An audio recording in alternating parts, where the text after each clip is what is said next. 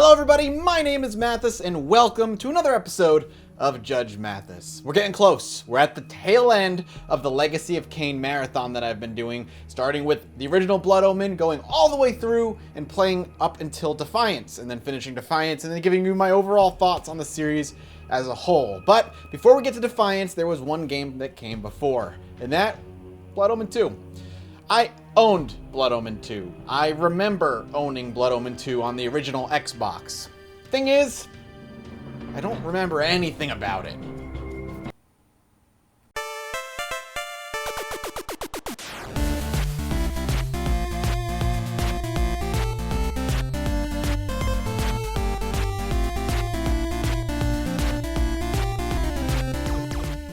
Usually at the start of these Legacy of Kain videos, I give you a quick, spoiler-filled recap of the game preceding it. It's usually borderline necessary because these games are so damn story-heavy, and it's all the better for it. But not for this one. No, not Blood Omen 2. Blood Omen 2 is a weird one. It is without a doubt the black sheep of the Legacy of Kain family. Only truly connected to the very first Blood Omen, its story takes place over 1,000 years before Soul Reaver 1 happens, and a couple of hundred years after the first Blood Omen. And when you look at it, it makes sense. In my review of Soul Reaver 2, I did say Blood Omen 2 would come merely 6 months after the release of Soul Reaver 2. And there's a reason for that. Blood Omen 2 was being developed nearly in tandem with Soul Reaver 2, but by a totally new team over at Crystal Dynamics, and they had no involvement with the Soul Reaver team. And when a series whose biggest strengths and successes lie in the world, characters, writing, and story is then handed off to a team of people who had no involvement in the creation of those interesting characters and story, you get something like Blood Omen 2.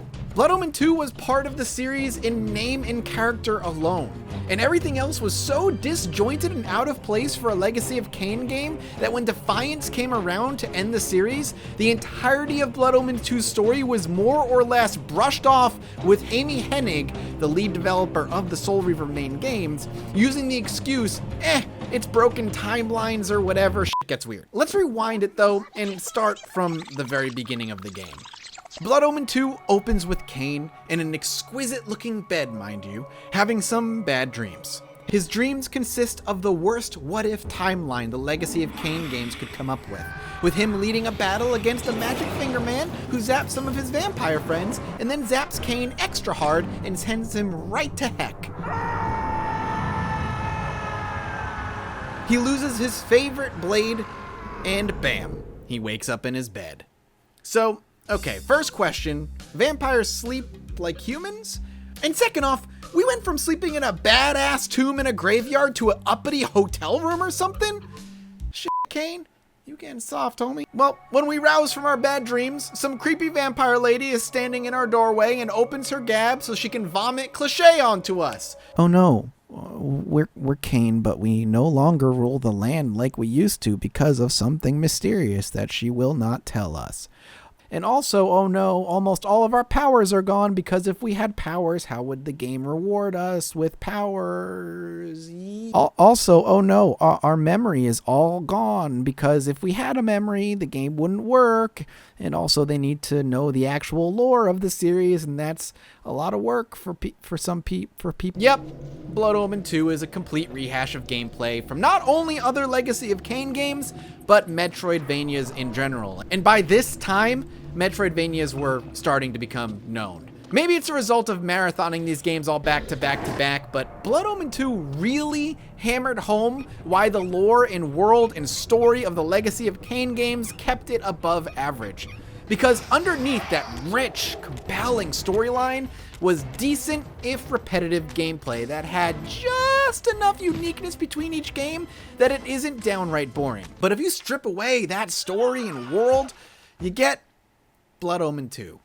Alright, I know, I'm getting really critical of Blood Omen 2. And you know what? Blood Omen 2 isn't that terrible. In fact, oddly, I'd say out of all of the games so far, the gameplay in Blood Omen 2 was maybe close to my favorite. But while I still found enjoyment from the gameplay, I also still found myself expecting the predictable beats of what every game from its past had set up for us.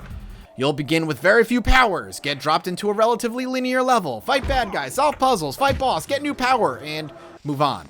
It's nothing we haven't seen or covered in a Legacy of Kain game before, and to the game's credit, it does everything it can to keep it, at the very least, engaging for us to watch unfold. The combat itself is the game's biggest draw, by far.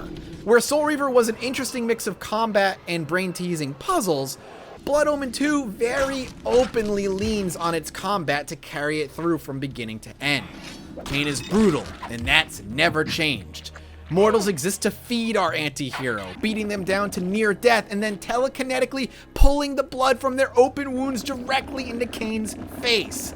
It's extraordinarily satisfying the first few times you see it, and it's also necessary as blood is both your health and a way to gain experience to make your health bar bigger. It's gruesome to watch as the body spasms while you end their lives, and Kain wipes his mouth afterward with the nonchalance of a hunter merely eating its prey. But after the first few hours, the animation gets old quick.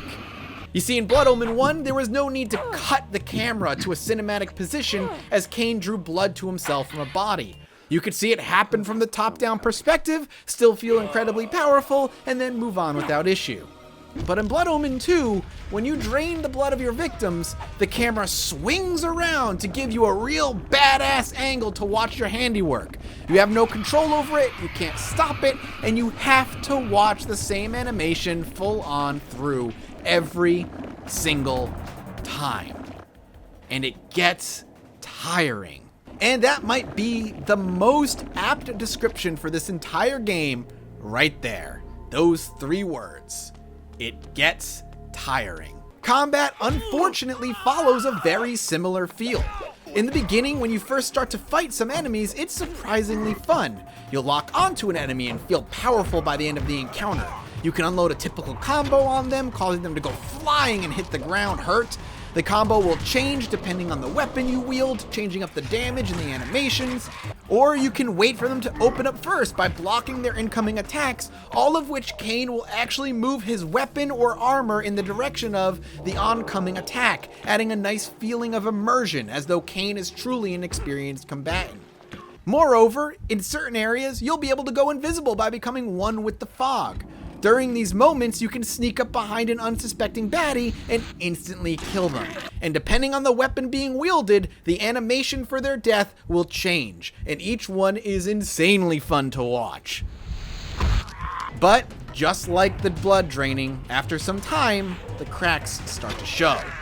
Mainly, combat never really gets any more interesting than those first couple of hours. Enemies attack incredibly predictably, and when there are more than one on screen at any time, they graciously only attack you one at a time, being polite as all get out.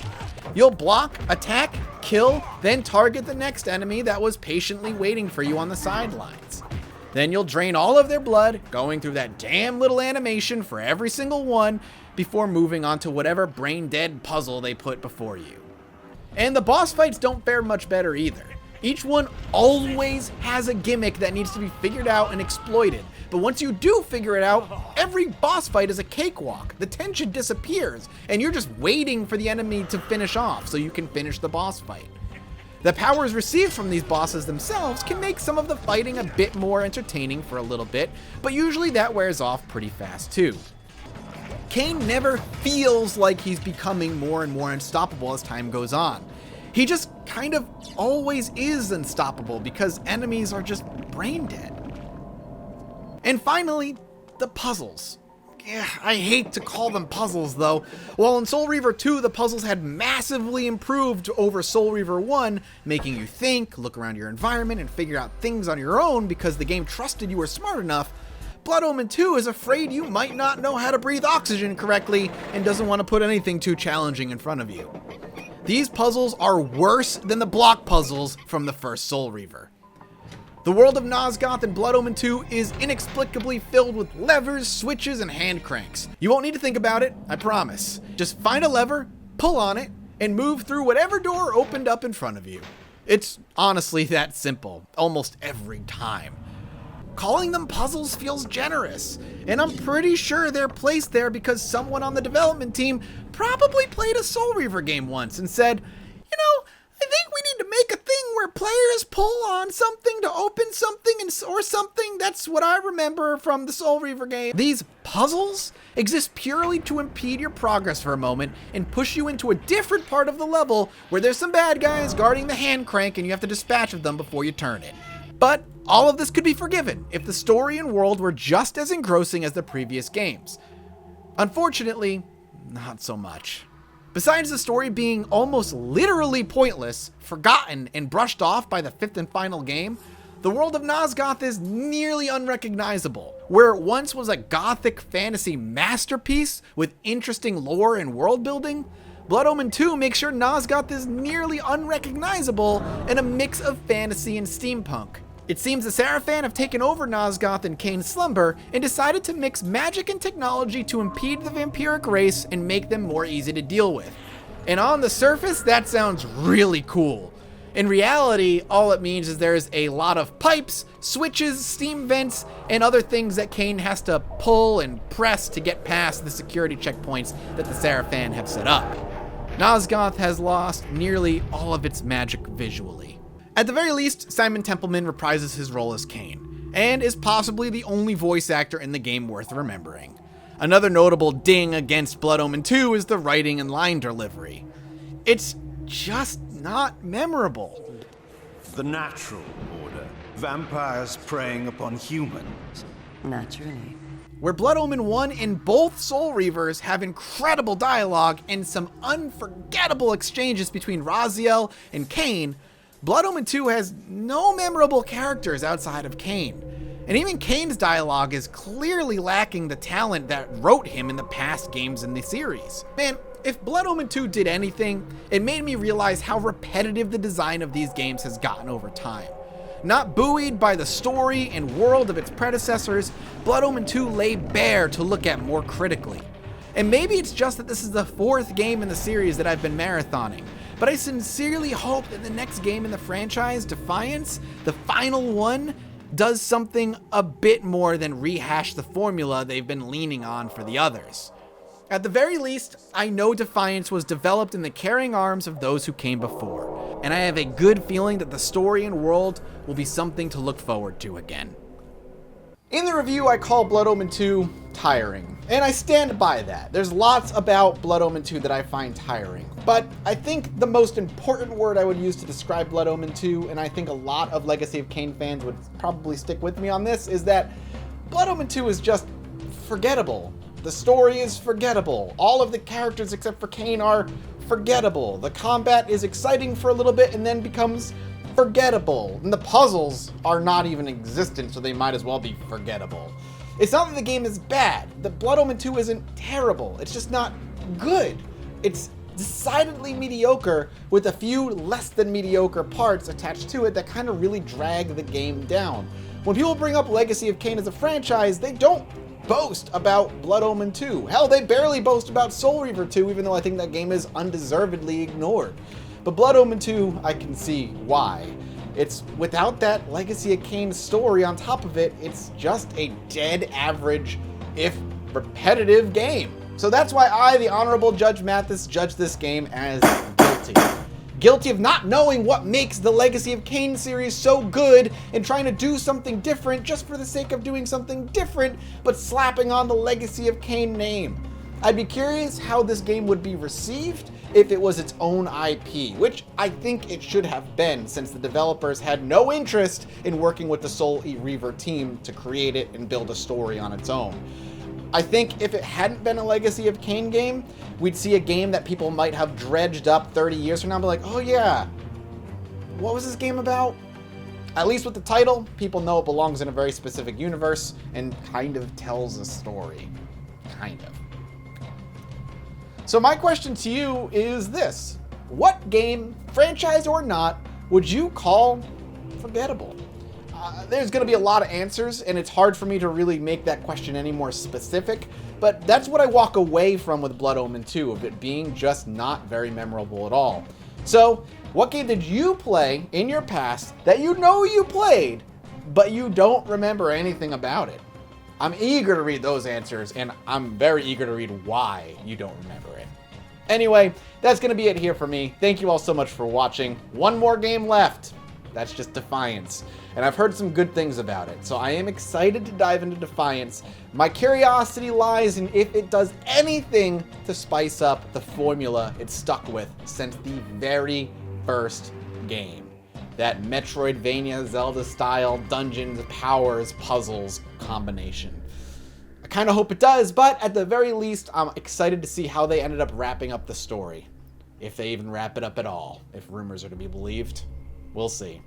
Thank you very much also to my patrons who've been supporting me for over a year now. Things are going fantastically over there, and we got some really cool stuff coming down the pipeline. I've got a special video that is going to be, I don't want to say sponsored by, but is the Patreon is the reason the video is coming around. So keep an eye out for that, and I'll see you next time. Bye-bye.